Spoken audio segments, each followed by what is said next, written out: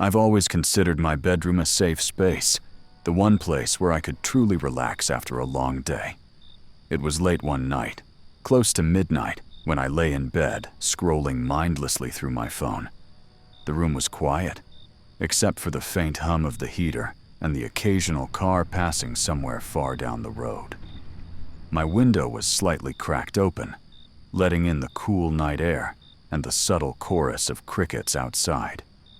At first, I didn't even notice the sound, just a faint snap, like a small branch breaking. I brushed it off as some animal wandering through the yard, maybe a stray cat, maybe nothing at all. But a few minutes later, I heard it again. This time it was different, not random, not like something brushing against a bush. It was distinct, deliberate, a footstep. I paused my phone and held my breath, straining my ears. For a long moment, there was nothing but silence. Then, another step. This one heavier, closer, pressing down into the dirt outside my window. My stomach knotted instantly, like my body understood the danger before my mind could catch up. My blinds were closed, but I couldn't shake the image of someone standing just beyond them, watching, waiting. My heart began to race. The sound came again, slow, steady steps circling, stopping directly beneath the window. I pulled the blanket tighter around me, every muscle tense, my ears locked on the night air. Whoever was out there wasn't in a hurry. They were taking their time, listening. And that's when it hit me. Those footsteps weren't passing by. They were meant for me. The silence after that last step was unbearable. I sat frozen on my bed, every nerve in my body screaming at me to do something, but I couldn't decide what. My phone was still in my hand, its screen dimmed, and for a moment the room was swallowed in darkness. I strained my ears, waiting for anything. A sound, a breath, the scrape of a shoe, but there was nothing. Just silence. Then, I heard it again. A single, deliberate step. Not hurried, not clumsy. Calm, almost careful. The sound shifted to the side of the house, crunching faintly over gravel. My heart pounded so hard, I thought whoever was outside would hear it.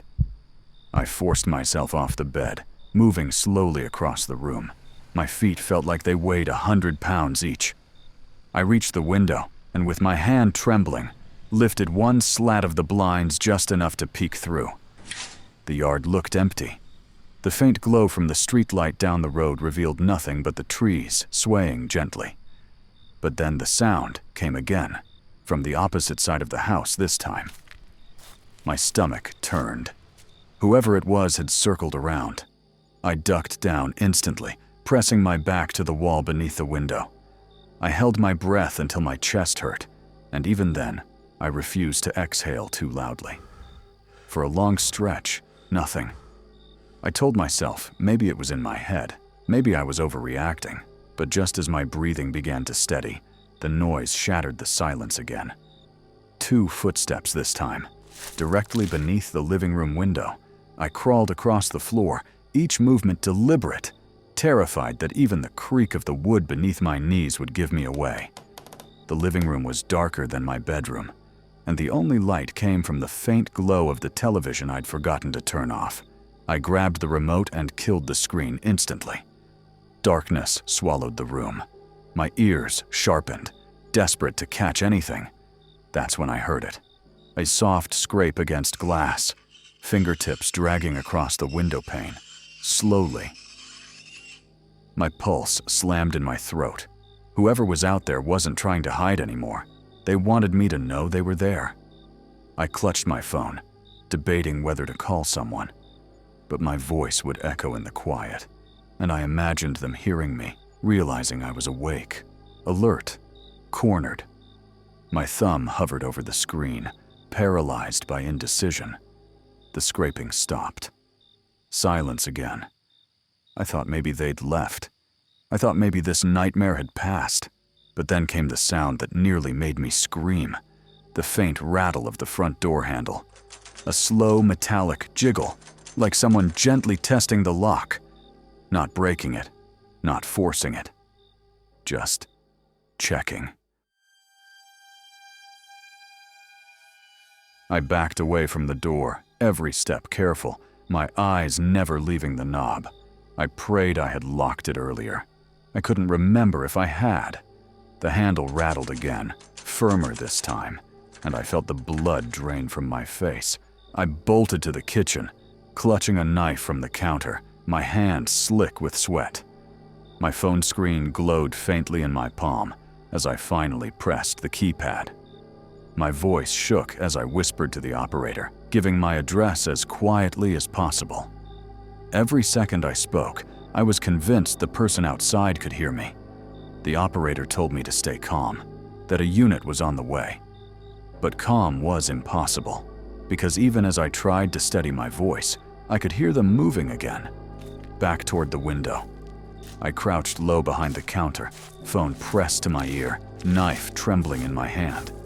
The footsteps grew faint, then silent again. Minutes crawled by. My ears rang with the effort of trying to pick out even the slightest sound. Nothing. No scraping, no rattling, no footsteps. Just the suffocating silence of the house. When the police finally arrived, the red and blue lights flashing through the blinds, I thought I'd collapse with relief. I met them at the door, still shaking, knife still in my grip. They searched the yard, the perimeter, even the nearby woods. Nothing. Whoever it was had vanished, leaving not a single trace, but the dirt outside the window told a different story. There, beneath the glass where I'd first heard the steps, were faint impressions. Shoe prints, large ones, facing directly toward my bedroom. The officers told me I was lucky, that at least the intruder hadn't forced their way inside. But lucky wasn't how I felt. That night, I realized something that's never left me. If someone wants to watch you, to stand in the dark just a few feet away, you'll never know until they decide to make a sound. And when you finally hear it, it's already too late. The officers stayed for maybe half an hour, walking the yard with flashlights, checking every corner of the property.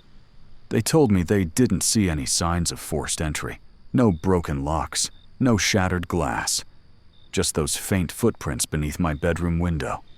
They assured me it could have been a trespasser passing through, maybe a neighbor's kid pulling some kind of twisted prank. I nodded, but their words didn't make me feel safer. The fact that someone could stand outside my home for that long, testing my windows, rattling my front door, and then vanish without a trace, it terrified me more than anything else. After they left, the house felt impossibly quiet. Every creak of the wood, every shift of the wind outside made me flinch. I double-checked the locks on every door and window. I checked them again 10 minutes later. That became my new routine, locking, relocking, circling the house at night just to reassure myself. I never again slept with the window even slightly open. Weeks passed, and the memory of that night began to dull, but it never fully left me. One evening, I sat in the dark, trying to convince myself it was all behind me. That's when I heard it again, a faint noise outside. Not as clear as before, just a shift in the dirt, like weight pressing into the ground. I rushed to the window, heart hammering, but saw nothing. The yard was empty. The next morning, though, I noticed something near the grass line, a single, fresh footprint, facing the house. And that's when I realized, maybe he never left. Maybe he's just waiting for the right night to come back.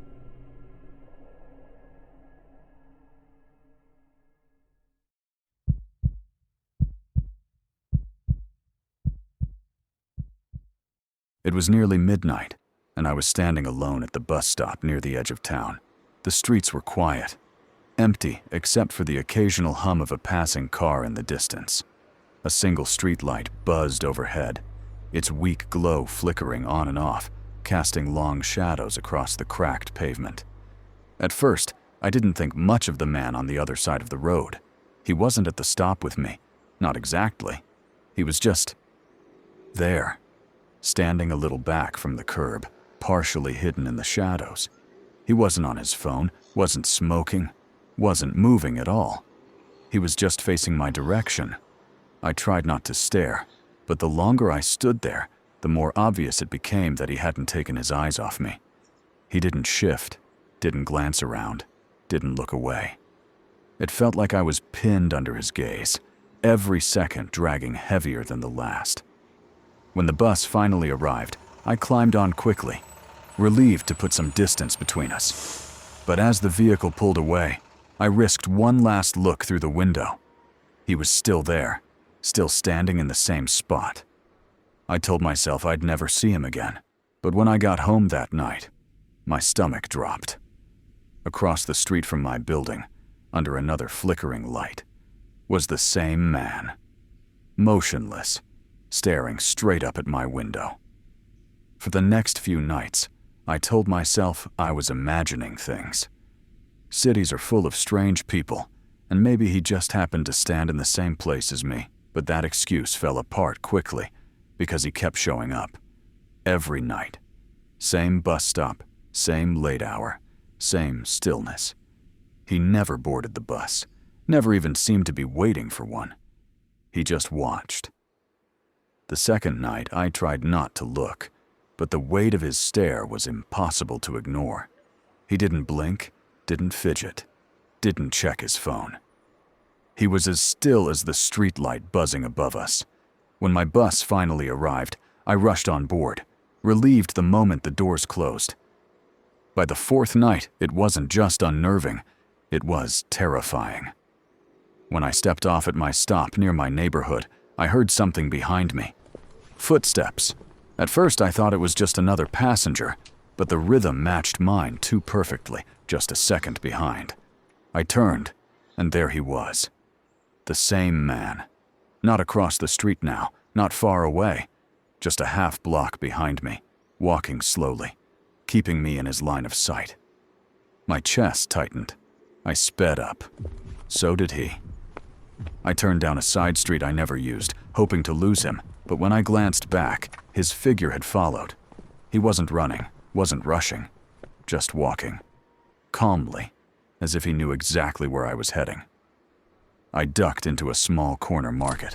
The fluorescent lights inside felt like the only safe place left in the world. I pretended to browse the shelves, but my eyes kept darting to the glass door. He was outside, not pacing, not leaving, just standing across the street, staring directly at the entrance.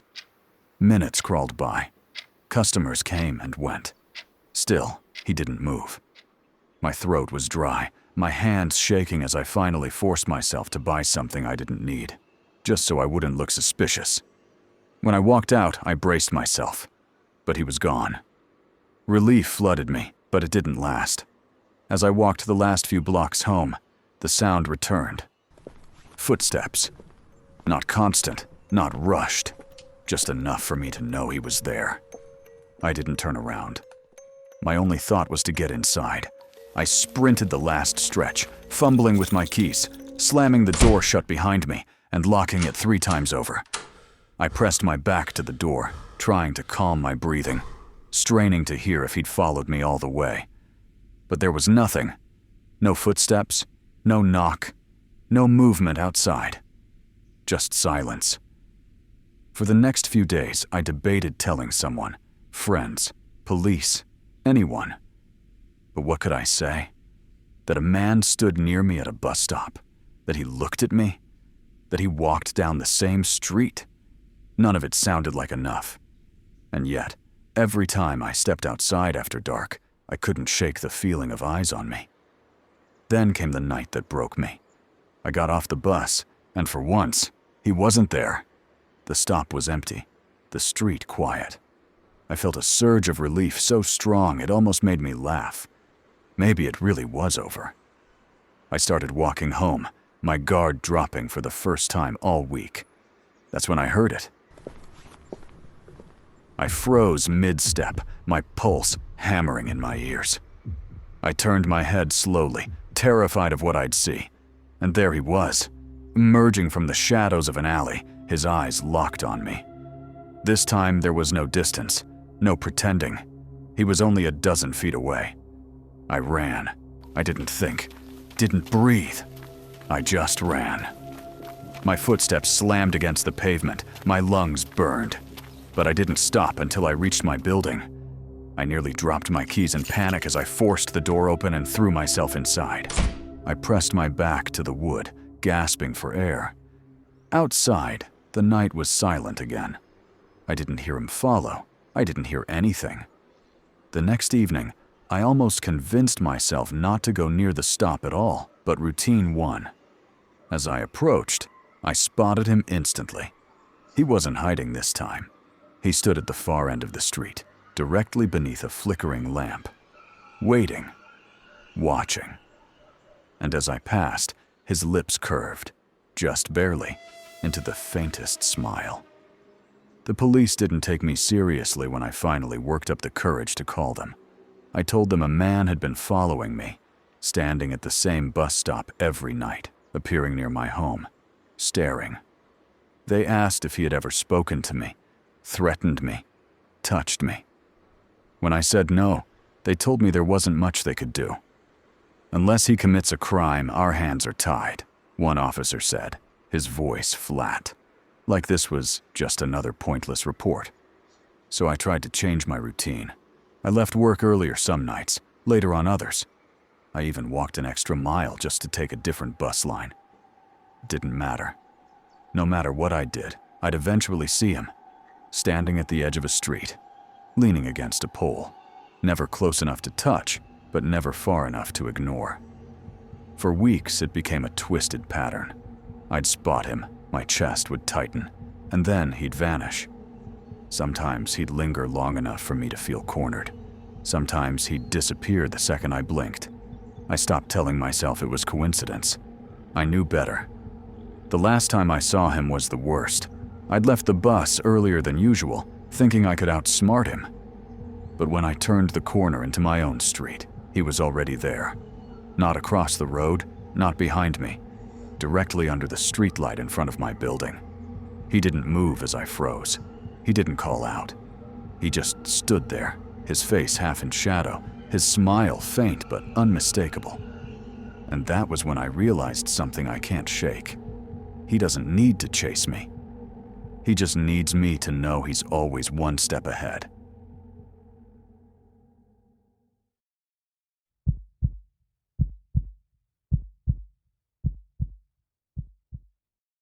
I used to love the library. It was quiet, predictable, a place where the outside world felt far away. On weekdays after work, I'd stop in for an hour or two just to clear my head. The fluorescent lights buzzed softly overhead. The smell of old paper filled the air, and the only sounds were the occasional cough or the rustle of pages being turned. That's why I noticed him right away. 2 tables over, a man sat with nothing in front of him. No book, no laptop, not even a phone. Just his hands folded neatly on the desk. At first I assumed he was waiting for someone, maybe just taking a break before grabbing a book. But the longer I sat there, the clearer it became. He wasn't waiting. He was watching. Every time I lifted my eyes from the page, his were already fixed on me. Unblinking, expressionless. Not curious, not distracted. Just locked in, as though I were the only thing in the room. I shifted in my chair, moved my bag to block his line of sight, even stacked some books like a flimsy barrier. It didn't matter. His eyes never wavered. After 20 minutes of this, my skin was crawling. I gathered my things and relocated deeper into the library, near the back where tall shelves created narrow aisles. For a few minutes, I let myself believe I was overreacting, that when I looked up again, he'd be gone. But when I finally raised my head, a chill spread across my chest like ice water. He had moved too. Same distance, same posture, same unblinking stare. That's when I realized this wasn't just someone noticing me. He was following me. I kept telling myself that there had to be a reasonable explanation, that maybe this man, wasn't even aware of how strange his behavior appeared. But as the minutes passed, and I moved deeper into the stacks of books, the weight of his presence followed me with a precision that left little room for doubt. Each time I shifted aisles, pretending to browse the spines as if I were searching for a particular title, I would sense him repositioning as well. When I dared to glance through the narrow gaps between shelves, I would catch the faint outline of his head, angled in such a way that his eyes could still meet mine.